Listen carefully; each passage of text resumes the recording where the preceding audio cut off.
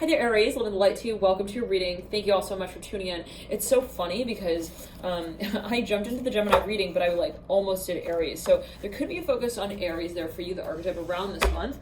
And let's see here.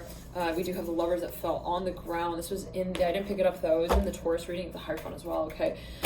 So there is perhaps a focus very strongly so on the activation of this space of Gemini in your own personal chart as well. Nonetheless, let's get on with it here for you, Aries, and see what comes through. Wow, I'm seeing you so calm here around this time, so peaceful. I'm hearing that specifically. It's so beautiful, Aries. Oh my goodness. And this is again your March 2020 reading. So let's see here what comes through. I'm seeing like a river that just flows. It's so tranquil. I'm hearing that specifically. There's something that just has sort of subsided. Okay, we have the Temperance card in reverse right over the Eight of Cups upright, and the Nine of Swords upright, mirroring here the Temperance card. I'm hearing there's alleviation here. There's alleviation of what has been like a really long cycle as well. And I'm seeing that you're taking a break. Even this is for a number of you in the deep past the High Priestess in reverse. I'm hearing it was a long waiting. We were waiting for a long time. Ace of Cups going through in the recent past. You've made the break. I'm hearing finally. Ace of Cups in the recent past. Baby Aries. Now in the current state we have the Three of Swords in reverse. Yes, a point of release. I'm hearing that specifically. And understanding, ultimately, I'm hearing translating. The Hierophant coming through in reverse. This is Taurus here coming through in the energetic pathway. And that leads in the current state. And the advice is the Daughter of Swords upright. Okay. And in your environment is the Lovers here in reverse, the card of Gemini in the major arcana. It's funny because the Lovers are flying back into the Hierophant. Leading you out into the final outcome position is the Ace of Wands. Beautiful. Right out of the Lovers, total clarity here. I'm hearing that specifically.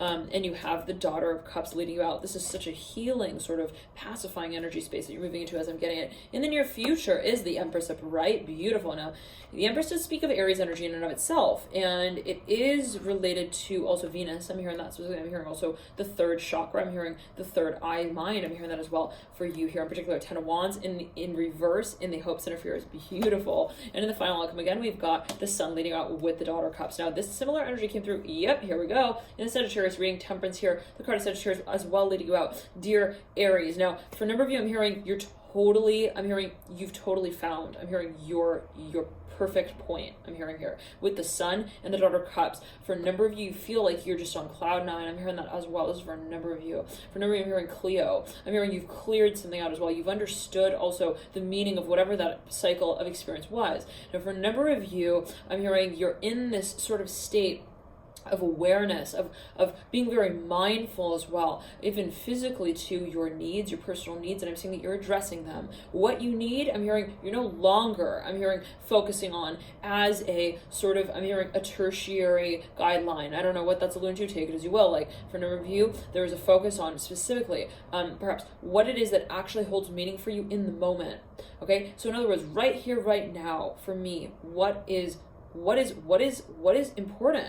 What is important for me to address in this moment as I feel it so that I can acknowledge what it is that I create in it? So for a number of you, you're getting honest and you're getting aware of what your gifts actually are. I'm hearing that as well. And what it is that you feel as what you need in the space of creating with them. Wow. So for a number of you, it's like you're recognizing your potential and then you're recognizing your role as holding that potential. There's no longer this space of also, I'm here triangulating that ability. In other words, it's like, well, I feel like I'm really good at this, but I feel like I see it through the lens of perhaps these other people or these other spaces or these other also teachers. For you're seeing yourself in a space that you feel you connect with uniquely, and your needs in relation to that space are uniquely your own. So it's up to you to acknowledge and define what they are. No one can tell you what you need. I'm hearing that specifically, and you perhaps are at that point of realizing that. Now, for a number of you, I'm hearing you've transitioned. There's a transition that has taken place. It's something that has been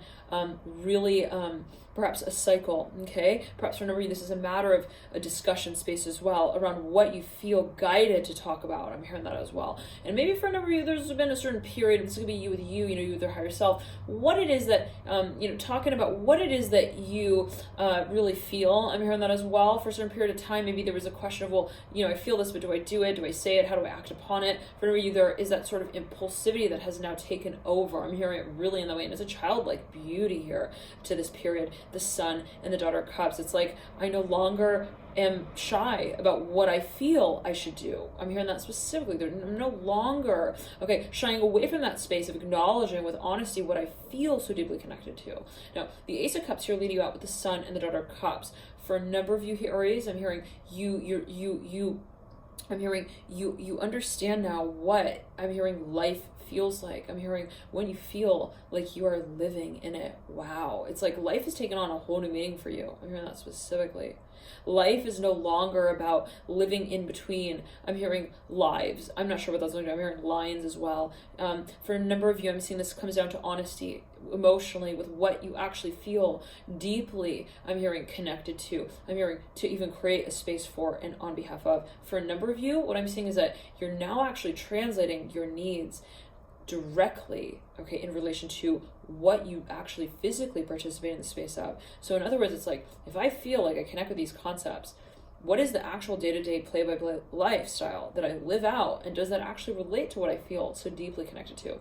Thank you so much for tuning in, Aries. Love and light to you here. 555 on the clock right there. Love and light to you here. And you have the Sun here that you lead out with, the 5th card. Well, this is related to the number 5, the Sun being the ruler of Leo in the zodiac wheel. So there could be a focus here specifically on what you are actually accessing on a public scale as well, what you're actually carrying out on a public scale, what you feel guided perhaps even to communicate, to share on a public scale. Love and light to you. Thank you for tuning in. I'm hearing performance as well. Love and light to you. Bye, Aries.